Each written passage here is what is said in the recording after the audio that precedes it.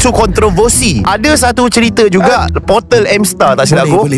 Engkau dikabarkan dan diwartakan telah pun berkahwin selama 4 bulan yang lepas. Adakah ini betul? Dia dah kahwin. Wah, kau dah kahwin? Apa? Syuk dah kahwin. Wah, ini akan jadi tajuk M-Star lagi Okey, sejujurnya apa yang keluar dalam M-Star adalah betul. Aku dah pun berkahwin pada bulan November. Tapi kalau betul yang dikeluarkan dalam M-Star, kenapa dirahsiakan? Okey, sejujurnya Zal, aku simpan cerita ni memang untuk OK Let's Go. Weh, dah kantoi baru nak buka.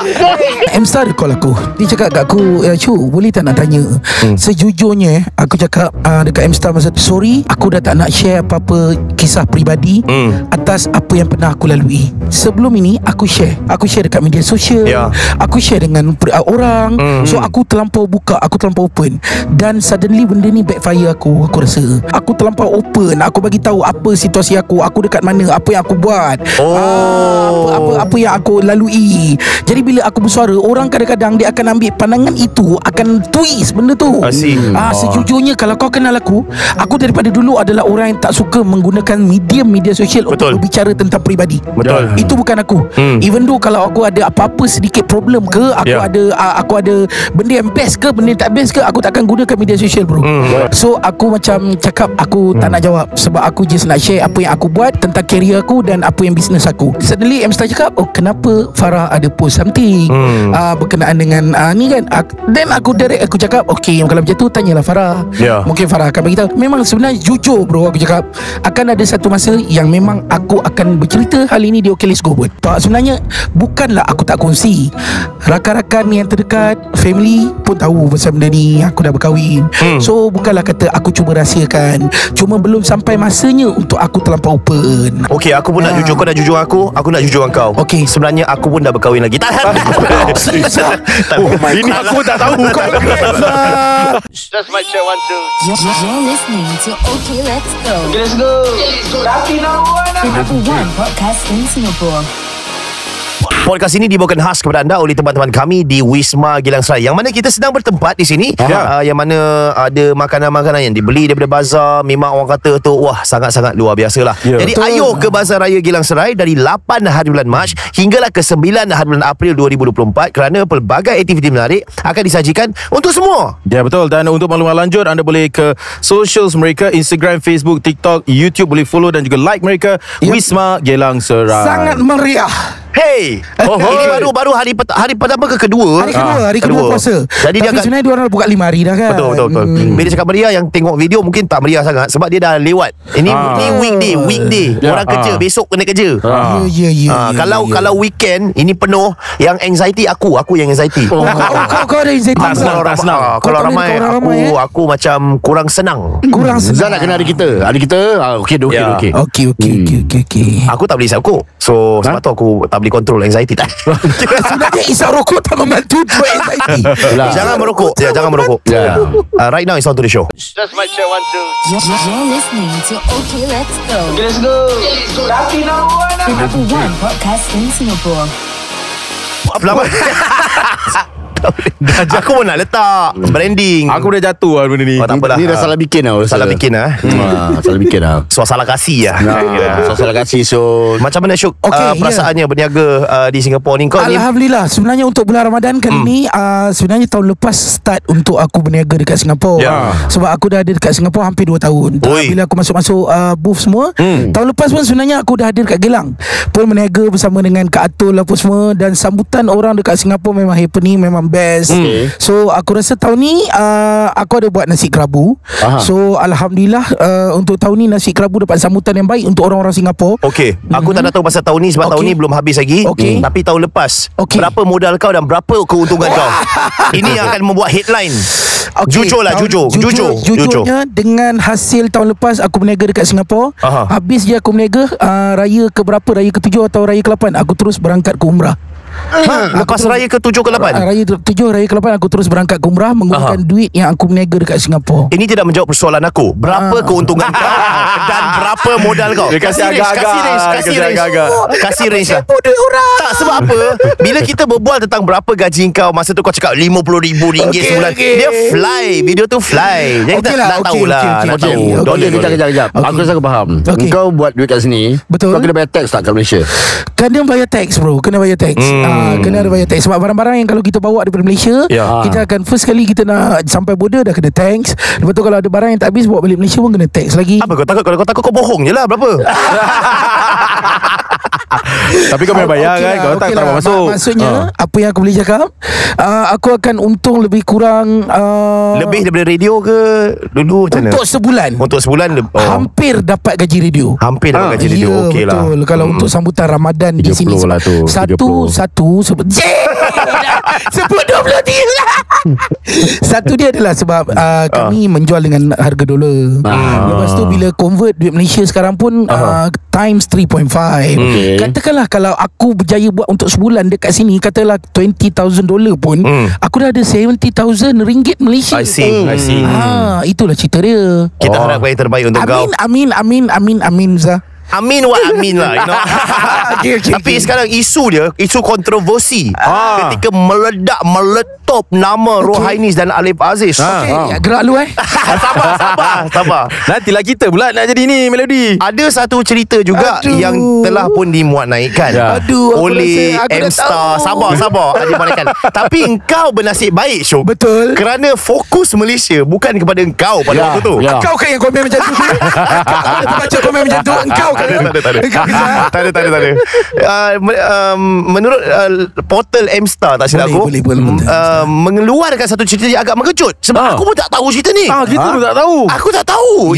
Kau tak pernah buka pun cerita ni. Engkau dikabarkan dan diwartakan telah pun berkahwin selama 4 bulan yang lepas. Adakah ini betul? Aku Kau tak tahu. Dia dah kahwin. Wah Razi, kau Dia buka dah mata bukan main. Wah mata kau bukan main bulat mata kau terbuka. Kau dah kahwin?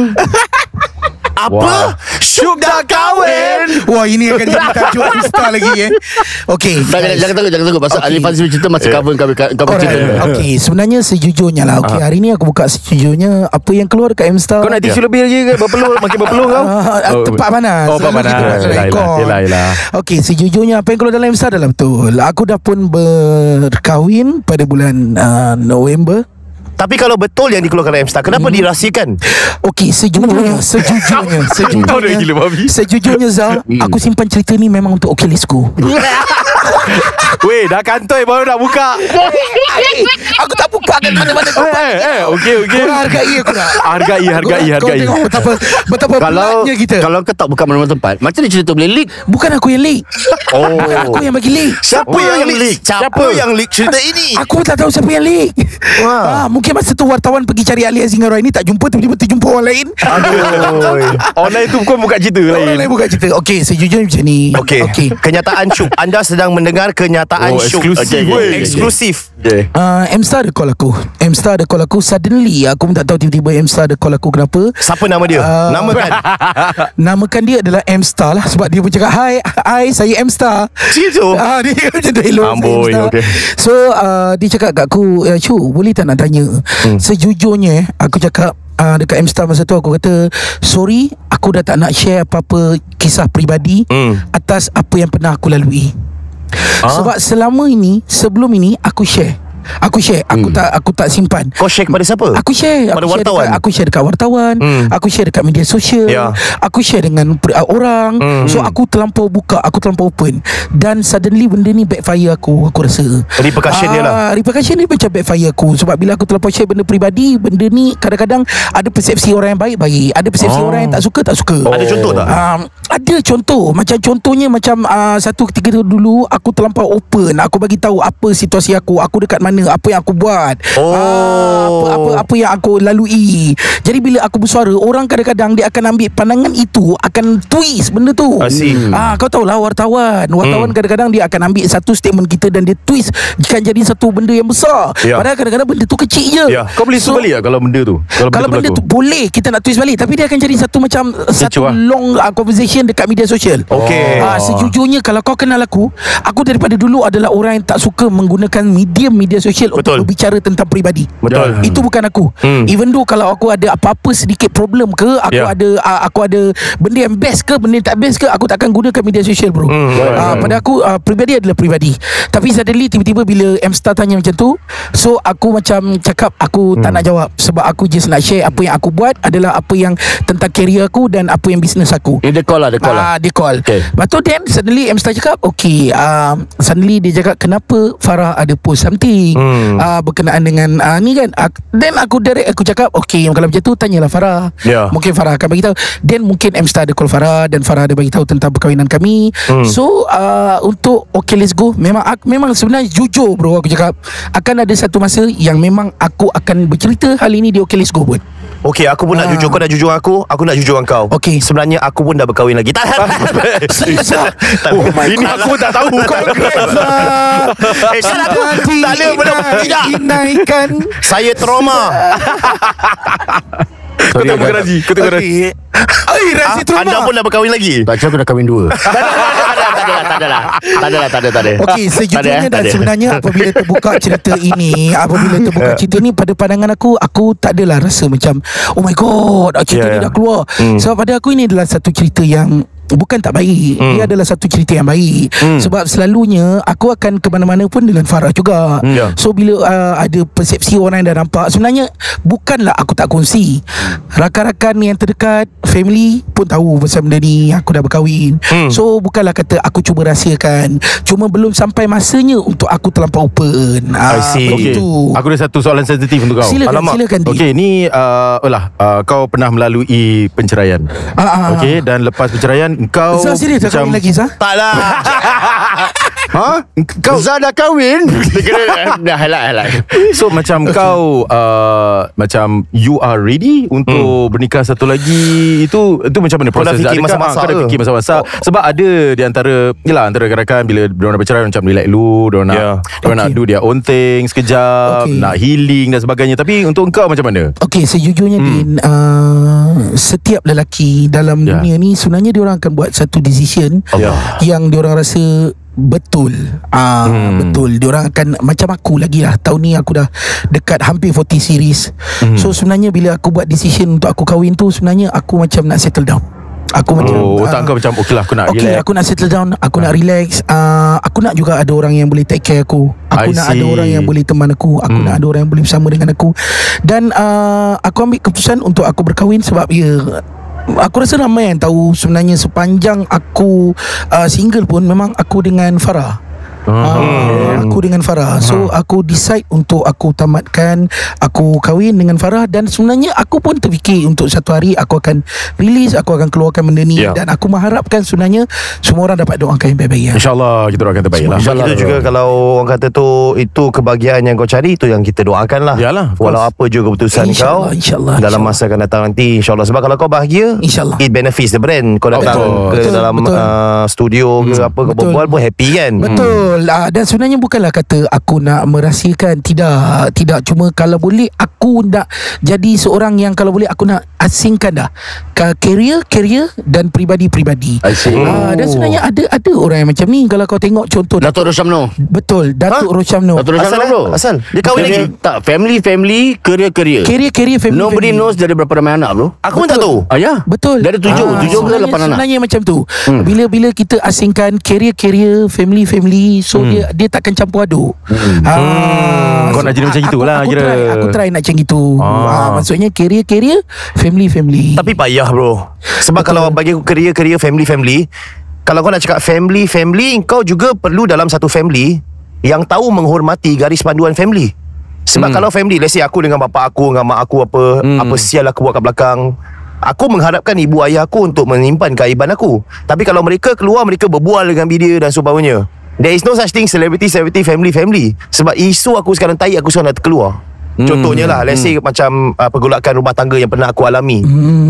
Kalau sebaiknya kita nak settlekan peribadi, iaitu pergi ke mahkamah, turun apa dia minta, apa kita minta, menggunakan lawyer semuanya. Tapi sudah tersebar ke media sosial. Perbalahan yang pernah aku lalui dirakamkan, dikeluarkan, dimalukan, diambil di luar konteks. Jadi bagi aku, isu tu boleh kalau kau cakap family, personality, tapi kau pun need to be with the right person. Dia susah jaga bagi susah bagi aku lah. Sebab tu yang tadi aku pernah cakap. Sebenarnya pada aku, kalau aku sendiri kalau kau tanya aku adalah orang yang cuba untuk mengelakkan media sosial ni sebagai satu tempat untuk kita bercerita. Sebenarnya aku pun mengharapkan yang sama untuk orang-orang di sekeliling aku lah.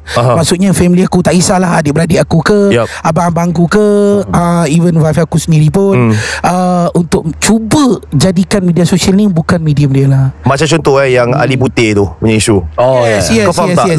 Dia punya meletup tu, bila kita tengok, kita first of all kita naik penat tengok benda ni. Betul, kadang-kadang sebab kita rasa benda ni kita boleh settlekan family.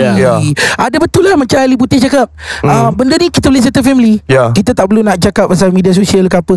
Kalau boleh lah Zah, sebenarnya aku try kalau boleh untuk elakkan lah media sosial ke apa, untuk samakan tentang family macam tu. So bermaksud macam kalau ada macam event, aktiviti ataupun ada shooting ke apa, kau tak akan bawa family kau terlibat sama dekat tempat syuting ke ataupun macam mana? Tak juga. Pada aku kalau macam contoh, kalau aku datang kat sini, kalau bila-bila katakanlah contoh Farah nak ikut ke apa, aku mesti bawa je.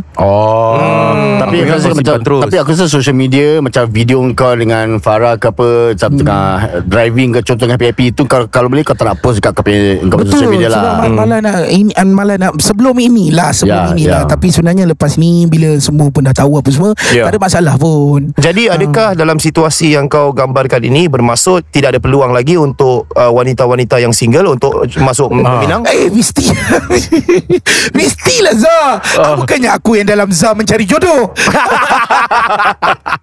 Baiklah, kita berehat seketika waktu dengan teman-teman penaja sejurus selepas ini. Mana kamera? Aku tahu lah saya ni. Jangan ke mana-mana. Just mic check 1 2. You're listening to OK Let's Go. Okay, let's go. Number 1 podcast in Singapore.